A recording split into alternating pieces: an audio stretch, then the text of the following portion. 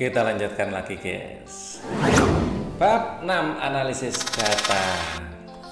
Oke, kita sampai pada segmen asesmen ya, informatika kelas 8. Ini adalah video bagian ke-36 halaman 146 dan 147. Untuk pembahasan yang lain, video yang lain, linknya ada di kolom deskripsi. Oke, langsung saja.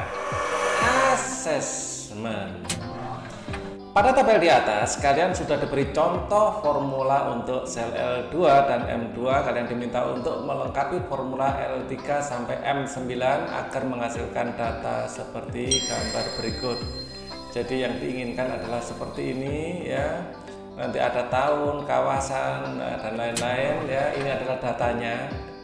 Jadi tahun 2017 kawasan Asia Tenggara, sum if-nya dapat ini 4 juta sekian, count if-nya dapat 4. Ini rumusnya bagaimana? Rumusnya adalah seperti ini ya.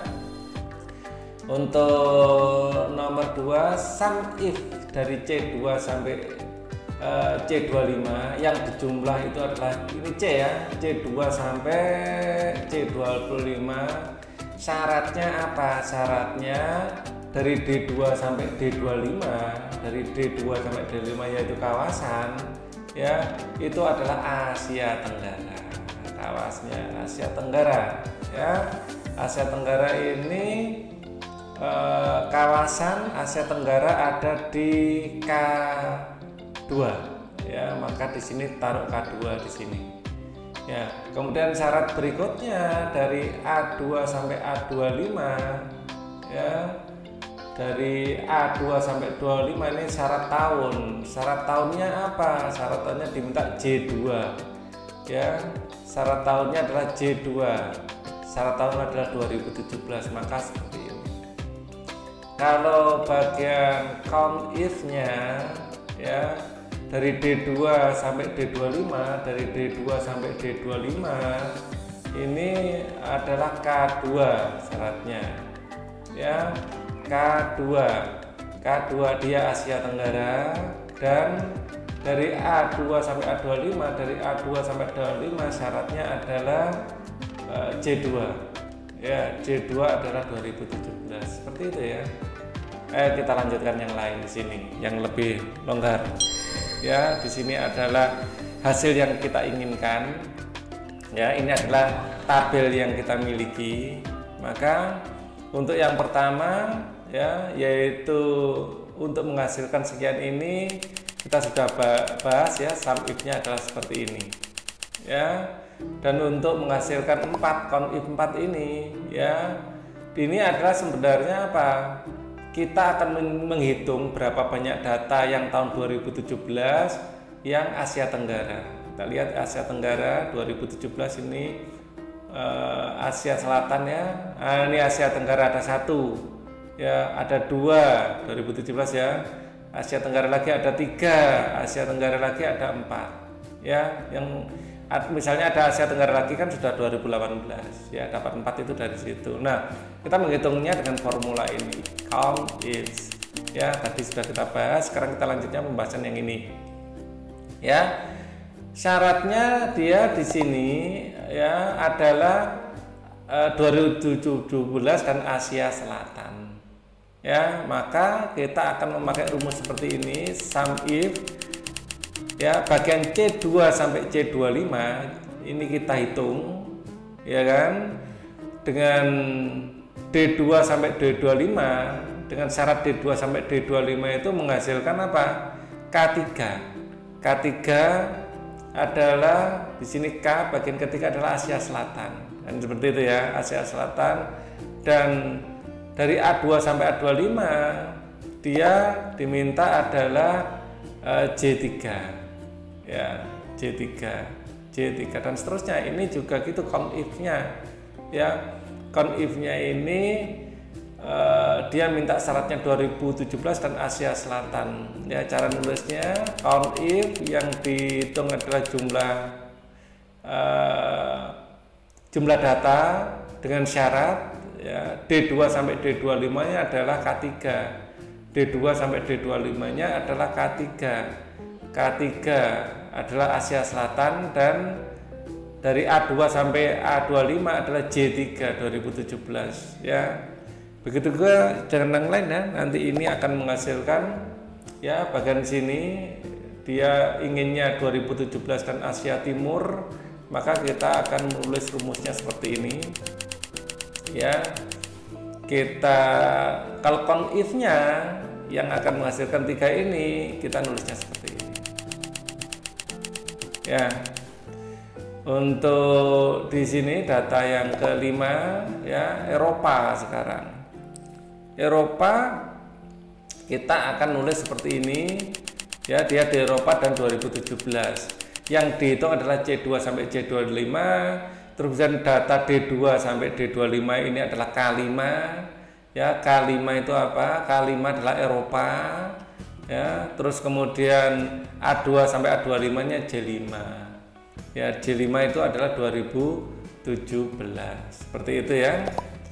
Terus untuk menghitung count-nya sama, mirip banget ya, hanya saja tidak ada ininya ya, tidak ada data jumlahnya tentu saja, karena hanya menghitung banyak data ya.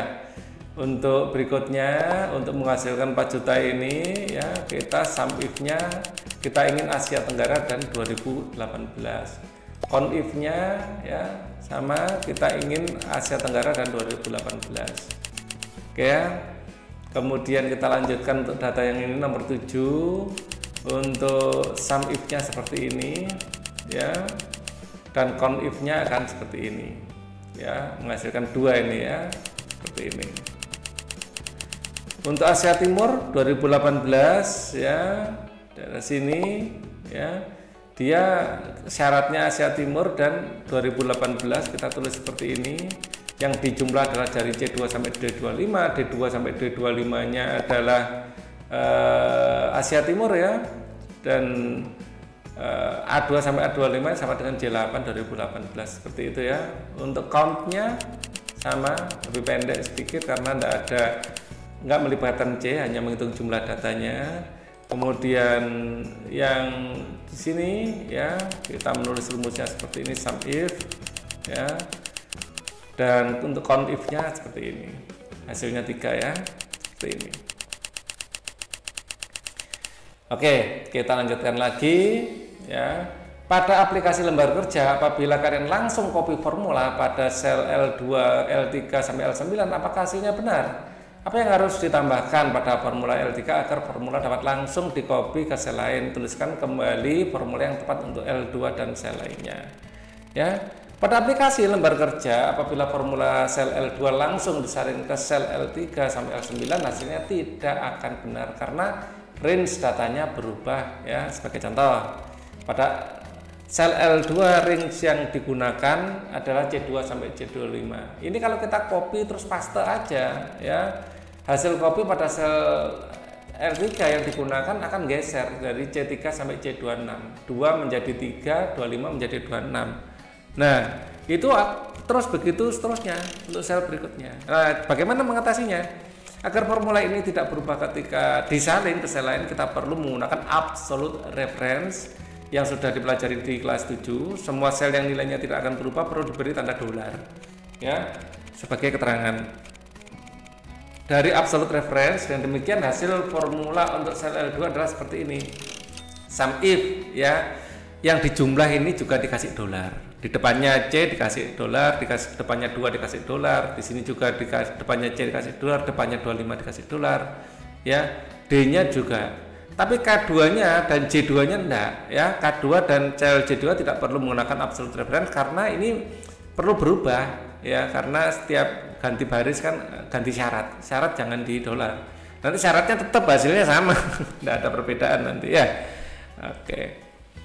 Pada aplikasi lembar kerja, apabila kalian langsung mengcopy formula pada sel M2 ke M3 sampai M9, apakah hasilnya benar? Apa yang harus ditambahkan formula di sel M2 agar formula dapat langsung di-copy ke sel lain? Tuliskan kembali formula yang tepat untuk M2 dan sel lainnya.